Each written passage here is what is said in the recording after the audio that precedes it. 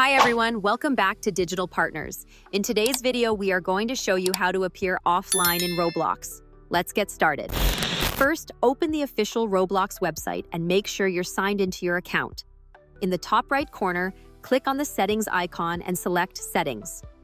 On the left menu, go to Privacy and Content Maturity, and then select Visibility and Private Servers. Now, under the Visibility tab, scroll down to find the option Show Current Experience. This setting controls whether others can see if you're currently in a game. To hide your activity status, set this option to No One. This will also disable activity updates. Next, go back to the previous menu and click on Private Servers. Here you can also change your private server activity status to No One. And that's it. Now you know how to appear offline in Roblox. We hope this tutorial was helpful. If you have any questions, feel free to drop them in the comments. Don't forget to like, subscribe, and hit the bell so you won't miss our upcoming tutorials. Thanks for watching Digital Partners, and I'll see you in the next video. Bye.